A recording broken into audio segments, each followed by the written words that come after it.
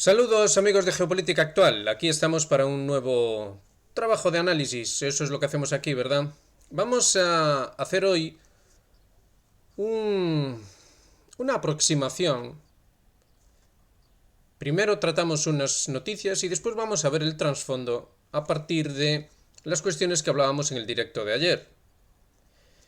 Empezamos entonces. Un día cualquiera tiene muchas noticias y un día cualquiera como este tiene noticias tan significativas como la que vemos en pantalla. Israel está cayendo, ya lo dijimos. Israel se dirigía hacia una derrota inevitable y esta derrota está ocurriendo. Hezbollah ha informado de que atacaron la base de Merón, que como se ve en el mapa es muy próximo a la frontera con el Líbano. Esta base fue atacada de manera bastante masiva con misiles Katyusha, es decir, nada especialmente sofisticado, y fueron destruidas los sistemas de radar. Lo que llama más la atención de esta noticia es que la cúpula de hierro, la famosa cúpula de hierro, no ha funcionado por alguna extraña razón. O ha funcionado a mucho menor nivel del que estábamos acostumbrados a ver. Por otro lado, tenemos en una noticia relacionada con esta que Netanyahu, según medios israelíes, esta que ponemos en pantalla es una noticia del país, pero hay también noticias en medios israelíes, según los cuales Netanyahu estaría atemorizado ante la perspectiva de que la Corte Penal Internacional, digamos que hiciese una orden de búsqueda y captura, como habían hecho en su día con Vladimir Putin, y esto estaría no solo en contra de Netanyahu, sino en contra de precisamente el ministro de Defensa y otras personalidades del gobierno israelí. Es decir, esto básicamente está ocurriendo. Desde la derrota, porque básicamente fue una derrota frente a Irán, de ese tan famoso y cacareado ataque iraní sobre Israel, digamos que las cosas no están yendo bien. Ya lo habíamos hablado con respecto a los hutíes, como su capacidad, por ejemplo, para paralizar el puerto de Eilat es sorprendente, o debería ser sorprendente. Y ya hemos hablado también de la incapacidad por parte del ejército israelí para neutralizar de manera eficaz a los combatientes de Hamas. La realidad está ahí, solo hay que quererla ver. Pasamos a la siguiente. Esta es la noticia probablemente de la semana. Unas masivas y sorprendentes por lo demás manifestaciones en Estados Unidos en el ámbito estudiantil, con una sorprendente también represión por parte de las autoridades. ¿Qué hay detrás de todo esto? Por ejemplo, nos comentaba un amigo del canal que George Soros, la fundación de George Soros, estaría detrás de toda esta agitación. Bueno, no hay problema con eso, tampoco sería nada sorprendente ni nada llamativo, pero lo que sí que ya empieza a hacerse llamativo es cuando vemos cómo Joe Biden, el que se supone que va a ser reelegido como presidente de Estados Unidos, bate récords a la baja de popularidad. Por otro lado, tenemos una de las noticias del día, probablemente la noticia del día, que fue el vídeo que se ha difundido en el que se ve a Xi Jinping, bueno, no muy entusiasmado por encontrarse con Anthony Blinken.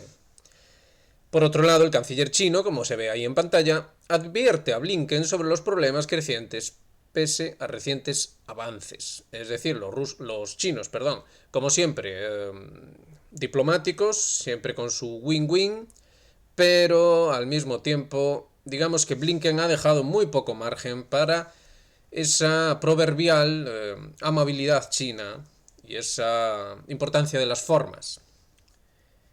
Por lo demás, esto nos lleva a preguntarnos acerca de aquel viejo libro de James Rickards, La guerra de divisas. Este señor advertía de que llegaría un momento en el que llegaríamos a una guerra de divisas y que la clave estaría en Estados Unidos y China. La guerra entre Estados Unidos y China, aunque él también habla de Rusia. entre otros actores. Ahora es muy llamativo, puesto que parece ser que los roces, entre otras cosas, de esta visita accidentada o poco afortunada de Blinken a China vienen a raíz de que los chinos llevan ya bastante tiempo sin comprar tanta deuda en dólares, deuda estadounidense, como solían hacer. Entonces parece ser que, bueno, ya había habido una visita de Janet Yellen, ahora la visita de Blinken, todo esto venía a raíz de aquel encuentro en San Francisco entre Biden y Xi Jinping. Se suponía que los chinos debían dar el brazo a torcer y no lo han hecho. También es verdad que los chinos no dijeron que fueran a dar el brazo a torcer. Eso lo imaginaron los estadounidenses acostumbrados a hacer siempre de su voluntad la ley. Entonces, con todo esto en la cabeza, ahora pasamos a otro tipo de cuestión. Recordarán que hicimos un vídeo en su día sobre Yuri Bezmenov y su, él básicamente lo que hacía era revelar lo que había visto, lo que había experimentado en la Unión Soviética, como agente del KGB, acerca de cómo se implementaba un cambio, más que una revolución todavía, un cambio, digamos, definitivo en una sociedad o en un país. Ayer, en el directo que improvisamos acerca de la polémica, siempre hay polémica con la cuestión del hispanismo, hablábamos de los términos tradicionalismo, antitradición y contratradición. Y decíamos que formaban parte de la dialéctica hegeliana, es decir, usábamos esta terminología sencillamente porque es más fácil de entender para la mentalidad moderna. Si empezamos con cuestiones ya puramente simbólicas, doctrinas tradicionales, etcétera, etcétera, parece ser que no se entiende, con lo cual lo que hacemos es utilizar cosas que sí son más habituales, la dialéctica, y vamos a hacer un análisis un poco más profundo, teniendo en cuenta las noticias que hemos tratado ahora mismo. Veamos. ¿Qué es lo que tenemos en lo que nos dice Bezmenov? Básicamente Bezmenov nos habla de una primera fase de desmoralización. La desmoralización coincidiría con el tradicionalismo, y si lo pensamos, veremos que efectivamente sí hay una relación, sí hay una auténtica, de hecho, analogía entre una cosa y la otra.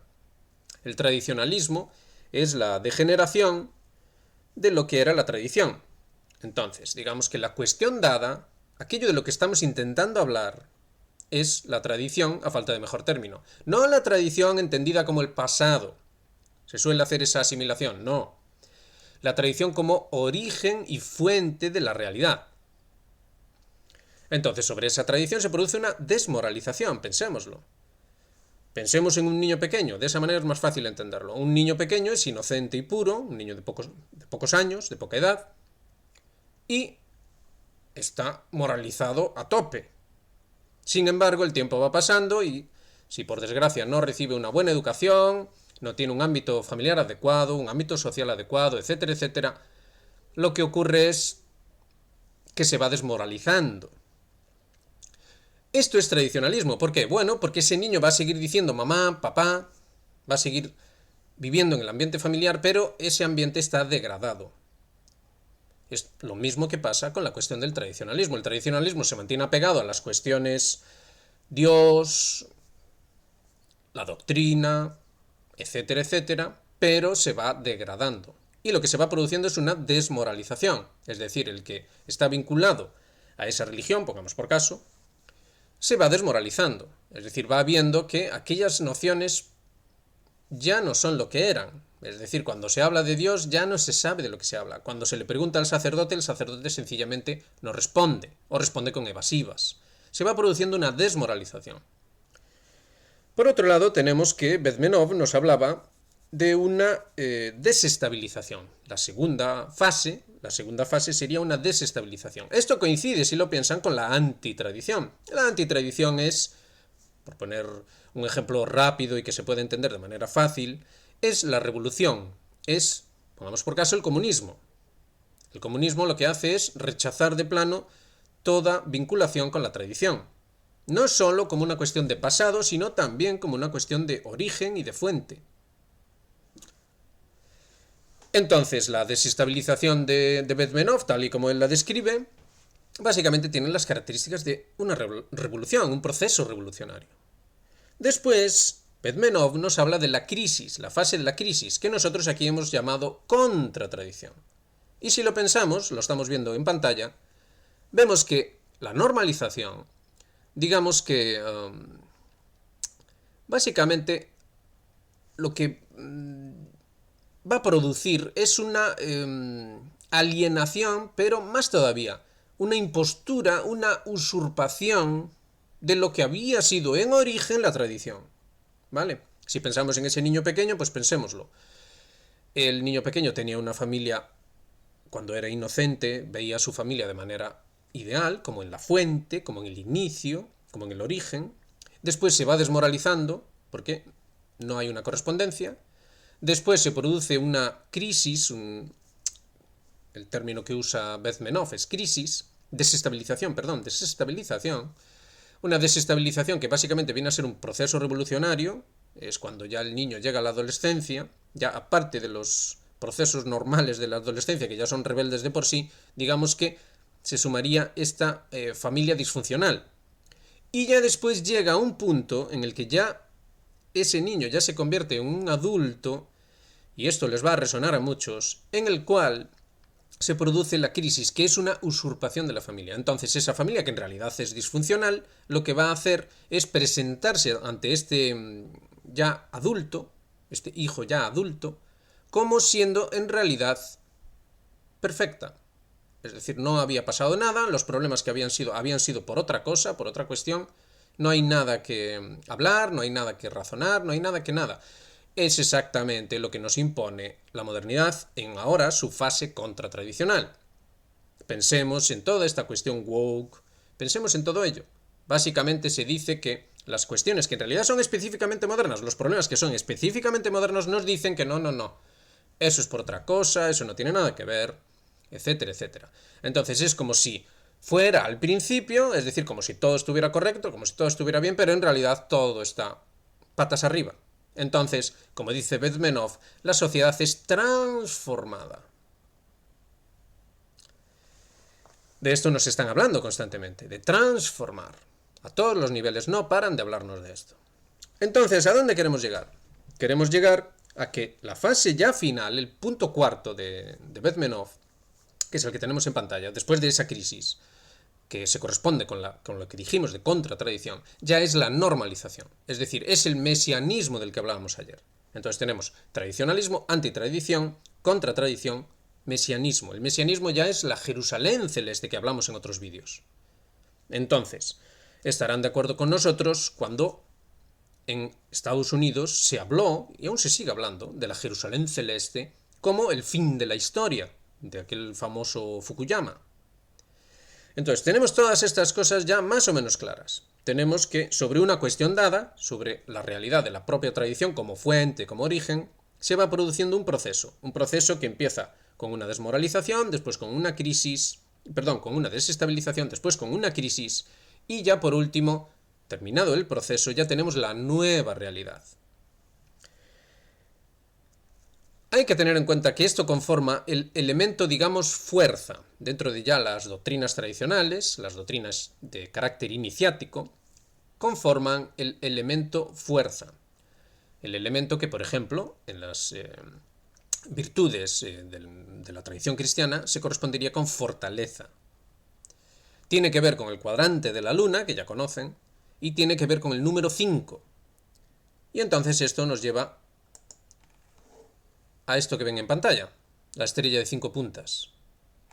Lo que tenemos ahí es que el elemento fuerza puede tener una dirección, por así decirlo, un sentido correcto y otro opuesto. Es decir, la parte y la contraparte. Pero atención, no formando parte de un equilibrio. Aquí no estamos queriendo decir eso. Aquí lo que estamos queriendo decir es que básicamente hay una manera correcta de entender el proceso del que hemos hablado y una manera equivocada. Y en esa manera equivocada es donde prosperan, digamos, aquellos que no están dispuestos a, digamos, seguir la ley, por usar el término hindú. no están dispuestos a seguir la ley, a seguir, digamos, la naturalidad de las cosas como realmente son o deben ser.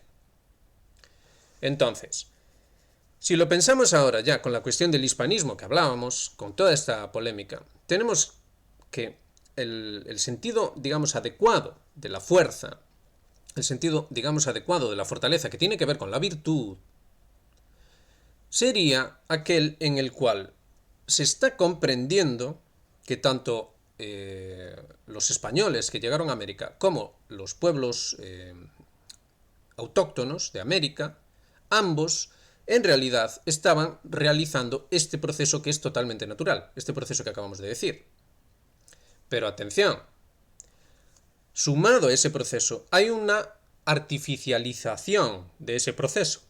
Es decir, el proceso es natural, se produce de manera natural en la vida de cada uno, en las sociedades, pero hay unos agentes que lo que hacen es modificar ese proceso. ¿Por qué lo hacen? Bueno, la modernidad nos lo dice con toda claridad. Si pensamos en la Reforma Protestante, si pensamos en la Revolución Francesa, veremos que lo que hay es declamaciones de que es necesario reinventar el mundo, es necesario reinventar la sociedad, la política, la cultura, la economía, etcétera, etcétera. Es decir, hay unos agentes, tampoco es que se oculten. Y esto nos lleva a la siguiente cuestión. La vamos a ver en pantalla. Estados Unidos. ¿Qué es lo que tiene Estados Unidos como fuente de su fuerza? Es el Pentágono. Pentágono. ¿Qué es lo que tenemos dibujado en el callejero de Washington? Cuando ya fue fundado este país, tenemos un pentágono. Tenemos una estrella de 5 puntas. Como bien se ve en este mismo dibujo, tenemos 5 puntas y en el interior, como se ve, está dibujado perfectamente un pentágono. Tal cual el edificio, el famoso edificio del Pentágono. ¿Dónde está situado el Pentágono? En Virginia. ¿Qué dijimos antes? Dijimos que esto tenía que ver con el cuadrante de la Luna. Y en el cuadrante de la Luna es donde está la señora, la Virgen. Entonces, en Virginia construyen un pentágono. ¿Creen ustedes que esto es casual? No, no tiene nada de casual, ni tampoco es ningún secreto. Ellos eran perfectamente conscientes de que estaban construyendo ese proyecto, esa nueva realidad. Pero atención, apartados de la tradición. Apartados de la tradición. Porque la tradición se consideraba que era errónea, era un disparate, una bobada, etcétera, etcétera. Entonces, hemos entendido que tradición es origen y fuente de la propia realidad. Por ejemplo, en el exterior tenemos un mundo, ¿verdad?, que podemos ver. Bueno, pues la fuente de ese mundo es la tradición en ese sentido, en el sentido de principio. Tiene que haber un principio del universo, ¿verdad? Entonces, en ese sentido, los fundadores de Estados Unidos dicen, no es lo que nos dice la tradición, es decir, no es lo que nos dice el conocimiento tradicional, es otra cosa. Entonces ellos reinterpretan conocimientos iniciáticos, más concretamente masónicos, no solo masónicos, pero también masónicos, reinterpretan dichos conocimientos. Recordemos las constituciones de Anderson. La masonería tiene un cambio radical en 1717 y a partir de ahí pasa a ser lo que en nuestra opinión es pseudomasonería. Sobre esta base, y ya hemos dado la fuente, el libro de John Robinson, Pruebas de una conspiración, así se titula, sobre esta base es sobre la que se funda Estados Unidos. Eso es lo que se dice en ese libro. Ese libro está escrito por un masón escocés del siglo XVIII y dice claramente esto. Él, de hecho, tiene relación personal con los padres fundadores de Estados Unidos, se encuentra con ellos en las logias y saca sus conclusiones a partir de ahí. Entonces, ¿es esto un secreto? En realidad no, las fuentes están ahí, esto es historia. ¿Que no se habla de ello? Eso ya es otra cosa. Entonces, se da por sentado que el proyecto moderno es correcto, y ya está. Pero, ¿sobre qué base está fundamentado el proyecto moderno? Está fundamentado sobre proyectos pseudometafísicos. Pseudometafísicos. Ya lo hemos hablado aquí. Aquí hemos hablado, por ejemplo, de la problemática de la evolución. No la evolución en un sistema cerrado, no la evolución entendida, pues, digamos, sobre una cuestión dada, un marco determinado, sino la evolución como principio. Esto es lo que la modernidad está sostenida sobre esto, la modernidad. Esto hay que también entenderlo. Ahora ya podemos pasar a la siguiente cuestión. Este es el elemento fuerza, ¿de acuerdo? Quédense con la estrella de 5 puntas y el elemento fuerza. Pero hay más. Hay otra cuestión. Es esta otra cuestión. ¿Qué hemos estado diciendo? Hemos estado diciendo sobre la base de Bezmenov, que es a su vez la base de la dialéctica hegeliana, que lo que tenemos es una tesis, una antítesis y una síntesis. Pero encontrada, ya lo hemos dicho. Es decir, tenemos por un lado, pongamos por caso, un tradicionalismo, una antitradición y una contratradición, y ante eso se contrapone lo que de hecho ocurrió en ese encuentro entre españoles y americanos, que es, donde había un tradicionalismo, habría, digamos, una tradición comprendida, es decir, la comprensión de la tradición, la comprensión de ese elemento fuente, donde se dice antitradición, donde se dice lo que Bezmenov llama desestabilización. Tendríamos que colocar el concepto hindú de la rebelión de los kshatriyas, es decir, estaría esa contraparte, el elemento tradicional estaría más vinculado a los sacerdotes, el elemento antitradicional estaría más vinculado a los kshatriyas, a los caballeros, a los guerreros, y ya después tendríamos el otro elemento que en vez de contratradición sería tradición realizada, es decir, es esa salvación de la que hablaba el catolicismo, es ese regreso de Quetzalcóatl. Entonces tenemos dos, como se ve en la imagen, tenemos dos triángulos encontrados, más se ve ahí una línea, que sería la línea de la analogía inversa, dos triángulos encontrados y complementados, pero atención, hay otros elementos. Como se ve ahí en pantalla, se ve esa serpiente que se muerde la cola, con la cabeza arriba y abajo un triángulo.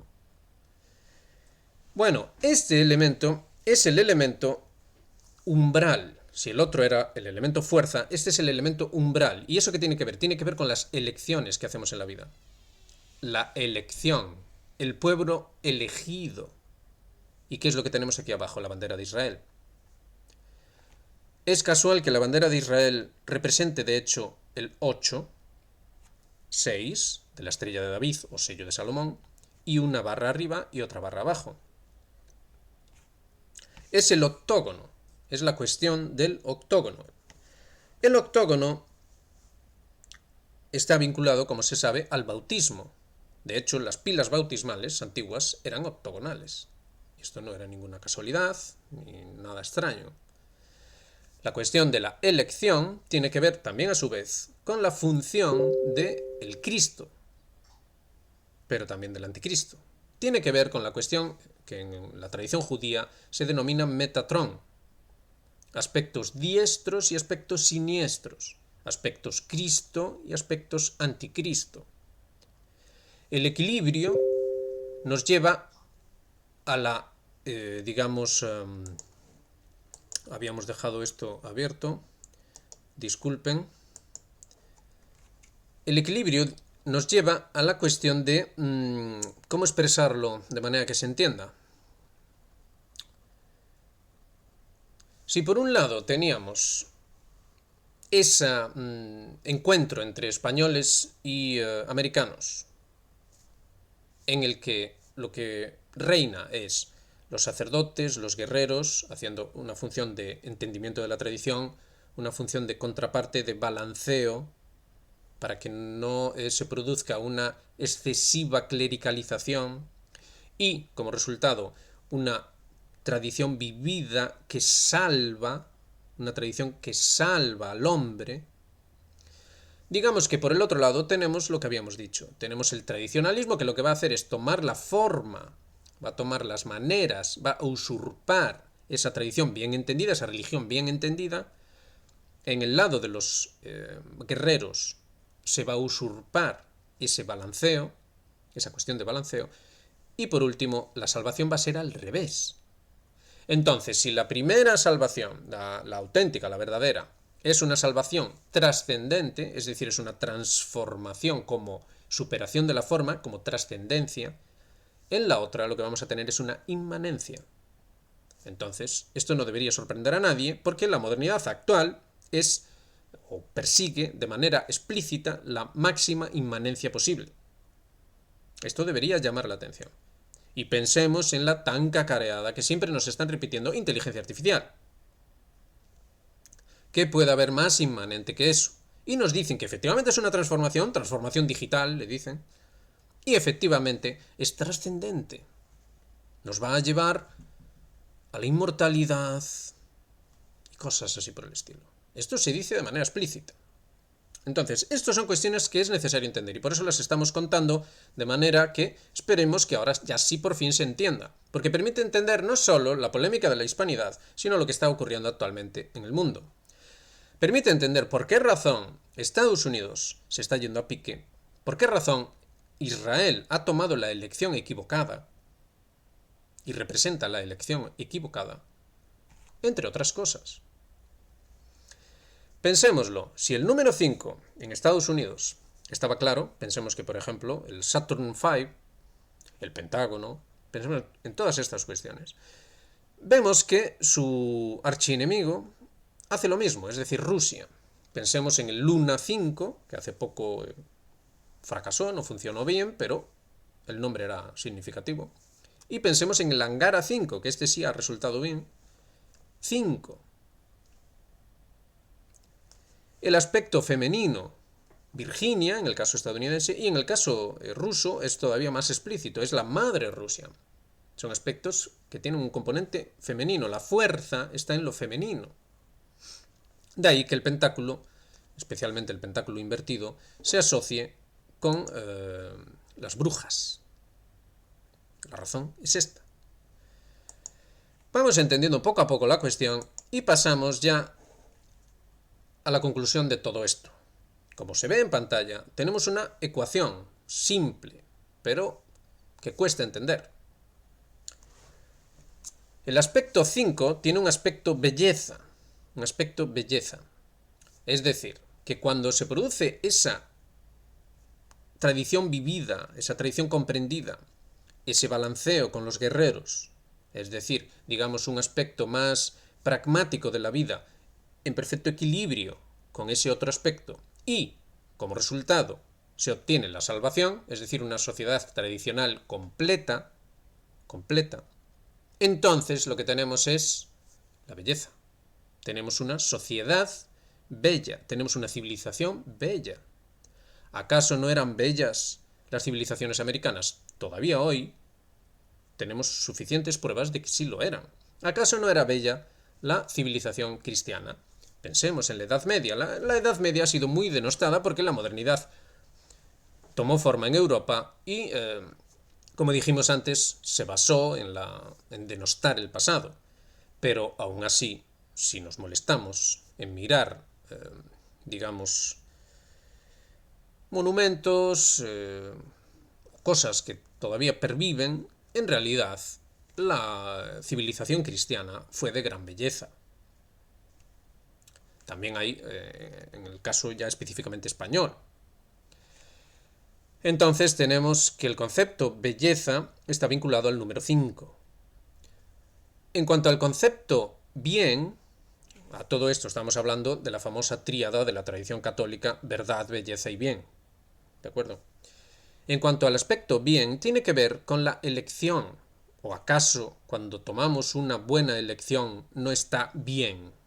Es decir, cuando elegimos lo que es correcto, en el sentido profundo de la palabra, cuando le llamamos a las cosas por su nombre, cuando nos dejamos llevar por lo que realmente somos, por lo que antes se llamaba conciencia, ahora ya nadie habla de ello, cuando de manera consciente nos guiamos por nuestra conciencia y sabemos en el corazón, tanto en la mente como en el corazón, que las cosas están bien hechas, entonces lo que tenemos es una elección, estamos eligiendo. ¿El pueblo elegido acaso no es el que elige rectamente? ¿Y cuál es el resultado? El resultado es la verdad. Entonces, a la belleza le corresponde el 5, al bien le corresponde el 8 y a la verdad le corresponde, quizá para sorpresa de algunos, el 13. El 13 es el número del cuadrante de Saturno, como saben por otros vídeos que hemos hecho. Si lo piensan, una pirámide expresa el número 12, pero hay que añadirle el eje transversal, el eje que va desde el piramidión hasta, como se puede ver en estos abundantes documentales sobre la pirámide, van pasando por las diferentes cámaras. Ese sería el elemento número 13. De hecho, en la tradición cristiana tenemos que son 12 apóstoles más Jesús, más Cristo. 13. Entonces, todavía más. Queda por tratar una cuestión más todavía. La belleza se corresponde con el aspecto femenino, decíamos. ¿Y qué es lo que tenemos como arquetipo femenino en la tradición católica cristiana? La Virgen María. ¿Qué es lo que más destaca de la Virgen María? La tradición, la doctrina católica nos lo decía, es el fiat. Es cuando la Virgen dice, hágase en mí según tu voluntad. He aquí la esclava del Señor. Y ahora pensemos en el Evangelio. ¿Qué es lo que dice? ¿Cuál es el momento? Bueno, Jesús es obviamente el arquetipo de hombre. ¿Y cuál es el momento, digamos, culminante, el momento clave del Evangelio que marca un antes y un después? Es cuando está en el Monte de los Olivos, justo antes de ser traicionado por Judas y ser llevado preso, que entonces dice, hágase no mi voluntad, sino la tuya, refiriéndose al Padre. Es decir, hágase la voluntad del Padre. Si es posible, aparta de mí este cáliz, dice Jesús, pero hágase tu voluntad y no la mía, dice Jesús. Esa es la elección. Entonces, ¿esto qué significa?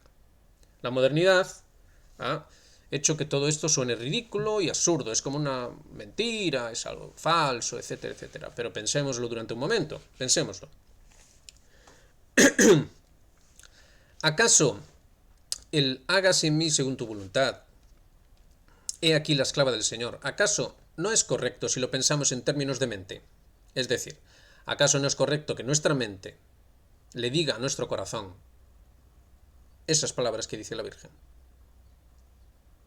En cuanto al pasaje del Evangelio, de Jesús en el Evangelio, perdón, ¿acaso no es perfectamente correcto que nuestro corazón, nuestra elección, nuestra voluntad, o como sea que lo prefieran denominar, acaso no es lo correcto, decimos, que diga, hágase la voluntad de quién? La voluntad de la realidad última. Y así empezamos esta exposición que hemos hecho hoy. ¿Qué hemos dicho? La fuente, el origen. ¿Acaso vamos al mundo de fuera, lo vemos, nuestra vida personal, nuestros asuntos, el cosmos, como sea que ustedes lo quieran ver? ¿Acaso no tiene sentido y lógica que nos guiemos en nuestras elecciones por aquello que es real, por aquello que es cierto? Es decir, ¿acaso no es lógico que lo que persigamos y lo que sirva de guía a nuestras vidas personales sea la verdad? Bueno, esta es la esencia, esto que hemos dicho hasta aquí, es la esencia de lo que ese encuentro, no es que lo llevaran los españoles, no, se produjo un encuentro. Los españoles lo tenían, pero es que las civilizaciones americanas también lo tenían. Se produjo un encuentro. Dejemos aparte toda esa cuestión de la conquista y todo eso. No estamos hablando de eso, estamos hablando de un encuentro que se produjo en el cual unos dijeron a los otros esto que hemos dicho aquí y se entendieron y se comprendió. Pensemos que no vale ese argumento de que esos pocos españoles sencillamente hicieron una matanza y toda esta cuestión. Ese argumento es absurdo. Pensemos que se suele arguir que, bueno, no, es que los anglosajones sí que lo hicieron. A ver, el Mayflower llega en 1620 y aquí estamos hablando de 100 años antes, incluso un poco más. Estamos hablando de un mundo totalmente diferente, es un mundo en el que todavía no había surgido la Reforma Protestante. Estamos hablando de un mundo en el que había una gran profusión de santos, santos de los que conservamos sus escritos y podemos comprobar que esto que hemos dicho aquí es real. Compruébenlo ustedes si quieren. Lean los escritos de Francisco de Osuna, Santa Teresa de Jesús, San Juan de la Cruz, San Pedro de Alcántara y tantos otros. Había un enorme nivel intelectual en la España de la época. La propia Santa Teresa de Jesús ya advierte de que eso se estaba perdiendo, que estaban ocurriendo cosas muy, muy preocupantes. Y efectivamente eso va a ocurrir en América, claro que sí. Y eso se va a ir extendiendo hasta que ya llegamos a los tiempos de la emancipación, o como sea que queramos llamarle, etcétera, etcétera.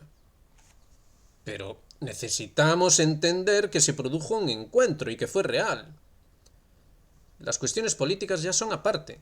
Eso es lo que necesitamos entender. Y lo necesitamos entender no solo para la cuestión del hispanismo, sino para todo el mundo. Porque aquí hay un concepto que es muy difícil de expresar, es inverosímil para muchos, pero es absolutamente clave para entender el mundo en el que estamos viviendo ahora, y es el fracaso de la modernidad. Esos que fundaron Estados Unidos, esos que de hecho dejaron las marcas, fracasaron. ¿Por qué fracasaron? Fracasaron porque la idea de base, ¿cuál era? La idea de base no era la verdad. La idea de base era una animadversión hacia la fuente y el origen. La guerra contra Dios, para entendernos. Eso era la cuestión. Si no entendemos esto, es imposible entender las cosas que están pasando y lo que está por venir. Es decir, los estadounidenses, los padres fundadores de Estados Unidos, eligieron la perdición. Conscientemente, hombre, suponemos que no era conscientemente. Ellos creían estar haciendo lo correcto. Eso es lo que nosotros entendemos, vaya. A nosotros nos parece que esos padres fundadores no querían hacer el mal a sabiendas. Nos parece que eso es absurdo. Es imposible que fuera así. Estaban equivocados. Y estaban equivocados porque siguieron principios pseudometafísicos. Es lo que siempre estamos intentando decir aquí. Bueno, ¿cómo son esos principios pseudometafísicos? ¿Cómo podemos entender esto? Y con eso ya concluimos el vídeo de hoy. Está en pantalla. Es decir, a la belleza, ¿qué es lo que se contrapone? Pues por raro que pueda parecer, es la pereza. La pereza, antes que nada, intelectual. No hay nada peor que la pereza intelectual. Solemos pensar en la Virgen María como, no sé, algo de religiosidad de viejas, cosas así. Pero la Virgen María es también el arquetipo de la intelectualidad. Es decir, es esa mente inteligente, esa mente brillante. Y es bella. La pereza intelectual es absolutamente clave. Entonces, ¿había pereza intelectual en esa fundación del mundo moderno? Lo cierto es que sí. Ya lo dijimos en su día. Podemos retrotraernos hasta Ockham. Una simplificación constante de cuestiones que son complejas. Son sencillas, es decir, estamos hablando de cosas tan simples como un triángulo, pero son susceptibles de una complejidad tremenda. Lo mismo pasa con la cuestión del bien. La cuestión del bien se contrapone a la soberbia. El bien es caridad. Ya Dante, en su Divina Comedia, hace estas contraposiciones. Ustedes las pueden comprobar si quieren. La belleza es, por cierto, también la esperanza, y se le contrapone la pereza. El bien es la caridad, y se le contrapone la soberbia. Entonces, estos perezosos intelectuales, ¿acaso no combinaron eso con la soberbia? Y ese es el fruto, digamos, es el producto de eso, es la perdición. Pensémoslo, aquí citamos muchas veces a Martianov. ¿Por qué le citamos tanto? Porque parece haber comprendido ese concepto clave. Es decir, él habla de cómo son low lives, como él dice, que son incompetentes, etcétera, etcétera, pero que son soberbios, hubris, arrogance. Usa estos términos. Parece haberlo entendido. Y él dice que esto lleva a la perdición. Lo dice abiertamente. No es el único analista que usa este tipo de fraseología. Esperamos que se haya comprendido esta cosa tan importante. Es un esfuerzo por nuestra parte, a ver si conseguimos que se entienda. Creemos haber dicho al menos lo más importante. Y recuerden que mañana mismo vamos a tratar de hacer un resumen del curso que estamos haciendo, que está estrechamente vinculado a esto. Los que siguen el curso ya lo habrán notado. Para fundar una institución, y ciertamente hace falta fundar una institución que lleve a cabo ese hispanismo del que se habla, pero no solo el hispanismo, sino que traiga, de hecho, un mundo multipolar, como dicen los rusos, es necesario que comprendamos qué es la enseñanza, qué es la educación, cuál es su sentido. Entonces, mañana trataremos de hacer un resumen de las clases que hemos hecho en el curso. Recuerden que para seguir el curso solo tienen que hacerse miembros de Geopolítica Actual en el nivel de estudios tradicionales y ya acceden al curso. Vamos a hacer ese resumen de esas clases, lo vamos a poner para todo el mundo. No es precisamente nuestra intención ocultar información, ya lo han comprobado hoy. Y sobre esa base vamos a continuar trabajando para a ver si conseguimos de verdad que se entienda qué es lo que pretendemos cuando hablamos de hispanismo, a falta de un mejor término. Lo dejamos ahí entonces. Lo dicho, apóyennos, háganse miembros de Geopolítica Actual si quieren en el nivel de estudios tradicionales y así acceden al curso educativo y sobre todo ayúdennos a crear este esfuerzo intelectual y esta institución necesaria primera sobre la cual después, quién sabe lo que podrá construirse, pero que sin esa primera institución no hay nada que hacer. Lo dejamos ahí, aprovechamos como siempre para mandar un gran saludo, les agradecemos por adelantado todo el apoyo y lo dicho, a ver si mañana conseguimos hacer ese vídeo complementario a este. Saludos, venga.